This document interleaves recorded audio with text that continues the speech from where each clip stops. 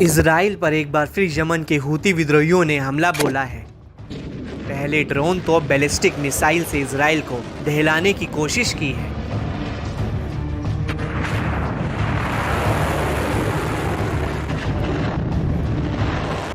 बीते शनिवार 14 सितंबर को यमन के हूतियों ने इजराइल और उसके सहयोगी देशों के खिलाफ फरमान जारी किया था, जिसमें कहा था कि दुश्मनों ने समुद्र में हार का स्वाद चखा है।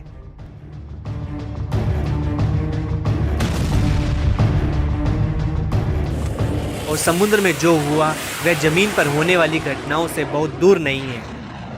इस चेतावनी के 24 घंटे के भीतर ही यानी 15 सितंबर को दावा है कि यमन के हूतियों ने इजराइल पर एक बड़ा हवाई हमला कर माहौल को गरमा दिया है। इजरायली सेना ने बताया कि यमन से सेंट्रल इजराइल पर सतह से सतह पर मार करने वाली मिसाइल दागी गई। इससे राजधानी तेल अवीव और पूरे सेंट्रल इजराइल में हवाई हमले के सायरन बजने लगे, जिससे एक बार फिर इजरायलियों में दहशत देखी गई और उन्हें जान बचाने के लिए बॉम्ब शेल्टर्स की ओर भागना पड़ा। इजरायली सीमा में घुसकर एक और भीषण हमले से पूरे देश में हड़कंप मच गया है। इजरायली सेना ने बताया कि मिसाइल पूर्व से सेंट्रल इजराइल में प्रवेश कर रही थी, जो एक खुले इलाके में गिरी। फिलहाल किसी के हताहत होने की सूचना नहीं है।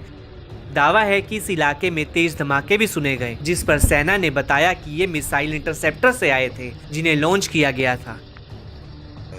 बता दें कि इससे पहले जुलाई महीने में यमन के हूतियों ने तेल अवीव पर एक लंबी दूरी का ड्रोन दागा था। इसमें एक शख्स की जान चली गई थी, जबकि 4 अन्य लोग घायल हो गए थे।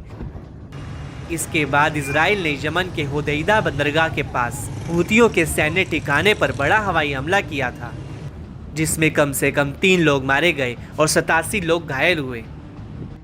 इजराइल के सोशल मीडिया पर वायरल वीडियो में सेंट्रल इजराइल के पास रूट 1 नेशनल हाईवे के पास झाड़ियों से धुआं उठता हुआ दिखाई दे रहा है, जो जाहिर तौर पर इजराइल रक्षा बलों की ओर से यमन से लॉन्च की गई बैलिस्टिक मिसाइलों को मार गिराने की कोशिशों के बाद छर्रे से निकला है। एक तस्वीर में तेल अवीव से करीब 25 किलोमीटर पूर्व में मोदीन के बाहरी इलाके में ट्रेन स्टेशन पर एस्केलेटर को नुकसान दिखाया गया है।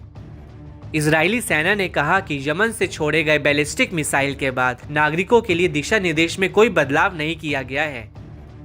हालांकि ये साफ नहीं हुआ है कि मिसाइल को रोका गया था या नहीं। बता दें कि एक दिन पहले ही यमन के रक्षा मंत्री और सेना में चीफ ऑफ जनरल स्टाफ ने इजराइल और अमेरिका को चेतावनी दी थी। कहा था कि जो आने वाला है वह पहले सामना की गई किसी भी चीज से अधिक कठोर और गंभीर होगा। दोनों जनरलों ने होदैदा बंदरगाह को निशाना बनाने के इजरायली हमले का बदला लेने की कसम खाई। उन्होंने इजराइल को चेताते हुए कहा कि आने वाले दिन ऐसे झटके लेकर आएंगे जिसकी दुश्मन देश ने उम्मीद भी नहीं की होगी। जनरलों ने दोहराया कि यमन कड़ी मेहनत से जवाब देगा और ना तो माफ करेगा और ना ही भूलेगा। दुश्मन देश को उस दिन का पछतावा होगा जब उसने उस पर हमला किया था।